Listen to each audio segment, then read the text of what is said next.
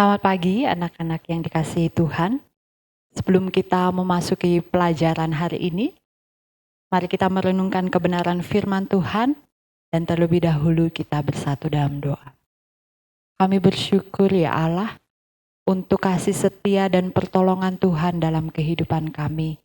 Terima kasih untuk hari ini, Tuhan sudah memberkati kami di dalam istirahat kami dan kami dapat melakukan segala aktivitas kami. Sebelum kami masuk dalam pembelajaran Tuhan, kami mau merenungkan kebenaran firman Tuhan. Tuhan memberkati. Di dalam nama Tuhan Yesus kami siap mendengarkan firman Tuhan. Amin.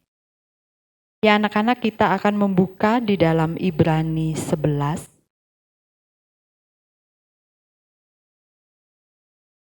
Mohon maaf, Ibrani 10 ayat 24 dan 25. Ibrani 10 ayat 24 dan 25.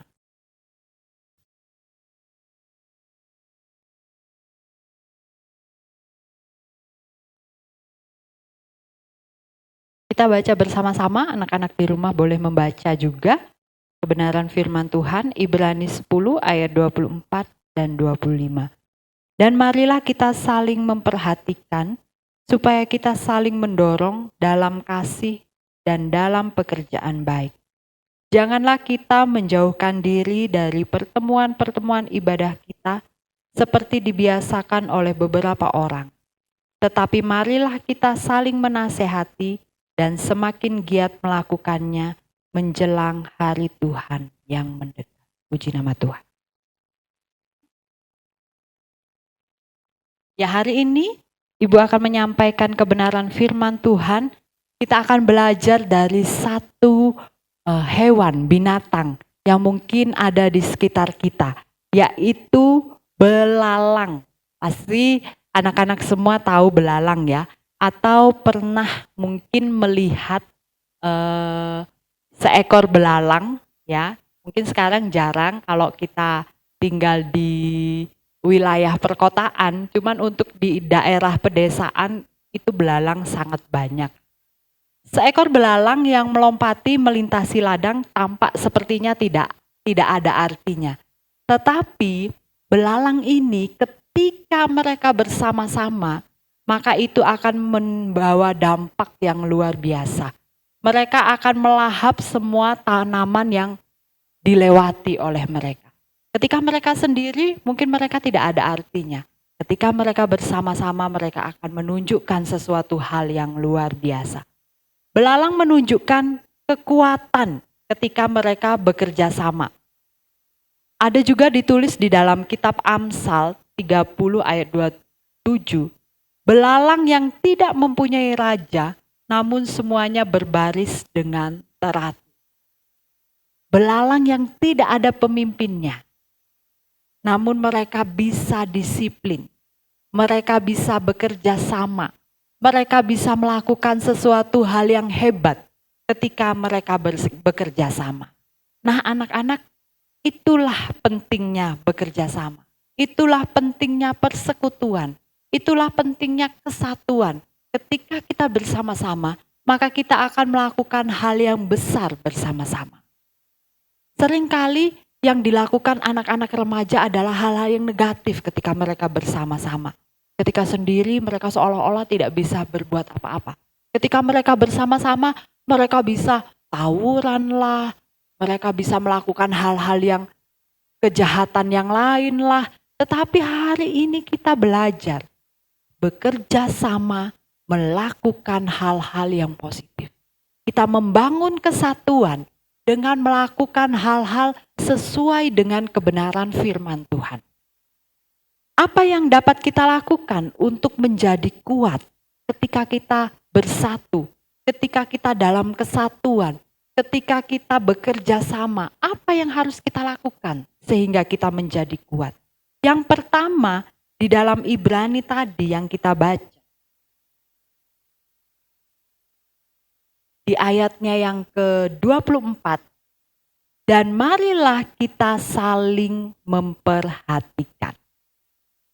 Kita akan menjadi kuat ketika kita bersama-sama adalah ketika kita saling memperhatikan satu dengan yang lain. Memperhatikan bukan hanya sekedar kata-kata, aku memperhatikan kamu, tidak.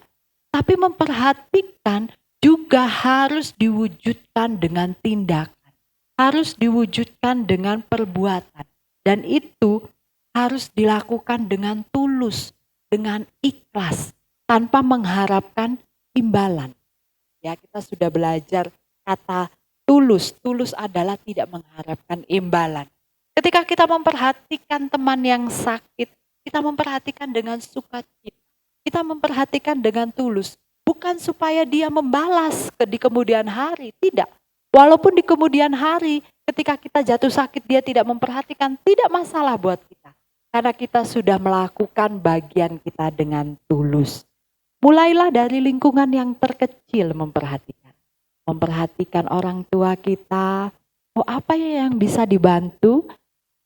Jangan sampai orang tua kita sibuk sendiri mengerjakan pekerjaan rumah, kita asik-asik main HP, bahkan ketika orang tua kita nyapu, kita angkat kaki, ya kan, duduk dengan seenaknya sambil main HP, nonton TV, makan seperti bos. Tidak, tapi kita harus memperhatikan, apa yang bisa dibantu dari orang tua saya? Atau adik, kakak, apa yang bisa saya lakukan untuk membantu? Dan itu harus dikerjakan dengan tulus. Lalu ketika kita sudah di keluarga, kita sudah memperhatikan, kita juga memperhatikan lingkungan sekitar. Teman kita di sekolah, lingkungan di sekitar kita tinggal, kita memperhatikan apa yang bisa saya lakukan. Dengan diperhatikan orang akan merasa lebih dihargai. Ketika kita memperhatikan seseorang, ketika dia sakit kita menanyakan bagaimana, sudah sembuh, saya doakan ya, dia akan merasa hidupnya lebih berharga. Dia merasa dihargai oleh sahabatnya. Karena dia merasa bahwa ketika saya tidak ada, saya dicari. Ketika saya sakit, saya ditanya. Itu, sehingga hidupnya lebih dihargai. Nah, apalagi yang membuat kita kuat di dalam persekutuan? Kita akan kuat di dalam persekutuan apabila kita mengutamakan persekutuan atau pertemuan-pertemuan ibadah. Ya, sekarang kan harus jaga jarak, Bu. Tidak boleh ibadah dekat-dekat, gitu ya. Jadi nggak boleh kita bersekutu. Banyak cara untuk kita bersekutu, ya. Sekarang ini banyak aplikasi yang bisa kita gunakan untuk kita bersekutu. Jadi bukan hanya cekakaan ketika video call sama teman, tapi kita bisa juga bagaimana kita berdoa bareng, saling menguatkan satu dengan yang lain. Kita memuji Tuhan bersama-sama. Banyak hal yang dapat kita lakukan. Kita mendoakan teman itu juga wujud dari kita mengutamakan persekutuan. Karena persekutuan, ibadah itu sangat penting. Banyak manfaat yang kita dapatkan. Ya, baik dari saudara seiman, dari kebenaran firman Tuhan, dari setiap pujian yang kita naikkan. Banyak hal yang dapat kita peroleh. Lalu apalagi yang bisa menjadikan kita kuat di dalam kesatuan? Saling menasehati satu dengan yang lain. Jangan dipikir, aduh aku sayang sama temanku, nanti dia tersinggung. Jadi kalau salah biarkan saja dia salah. Karena kalau saya nasihati, nanti dia tersinggung. Kalau dia tersinggung dia gak mau lagi teman sama saya, repot. Nah itu konsep yang salah. Anak-anak kelas 7 sudah belajar tentang solidaritas. Bagaimana keteladanan Yesus dalam menunjukkan solidaritas kepada murid-muridnya. Yesus bukan hanya mengasihi mereka, Yesus bukan hanya membela mereka ketika mereka menghadapi hal yang kurang baik, tetapi Yesus juga menegur mereka ketika murid-murid melakukan kesalahan. Yesus menegur. Karena apa? Untuk kebaikan murid-murid. Nah, anak-anak kita juga demikian. Harus berani. Ketika teman kita melakukan kesalahan, bukan berarti kita mengikuti apa yang dilakukan, tidak. Tetapi kita harus berani berada tetap pada jalan yang benar. dan kita membawa teman kita itu di jalan yang benar. Karena nasihat itu bisa menyelamatkan jiwa dan menggagalkan orang yang ingin berbuat dosa. Jangan takut untuk saling menasehati. Nasihat bisa mengantarkan kesuksesan orang lain dan kita menjadi berkat ketika orang lain itu sukses. Nah, anak-anak, mari kita bersekutu, menjadi kuat di dalam persekutuan, menjadi kuat ketika kita bekerja sama dengan melakukan hal-hal yang positif di dalam kehidupan kita. Saling memperhatikan, mengutamakan ibadah, saling menasehati satu dengan yang lain. Ketika 3 hal ini dapat kita lakukan, maka kita akan menjadi persekutuan yang kuat. Kita akan saling menguatkan satu dengan yang lain. Biarlah kebenaran firman Tuhan ini boleh menguatkan anak-anak tetap semangat mengerjakan tanggung jawab masing-masing di rumah. Mari kita berdoa. Tuhan Yesus, terima kasih untuk kebenaran firman Tuhan yang sudah kami dengar.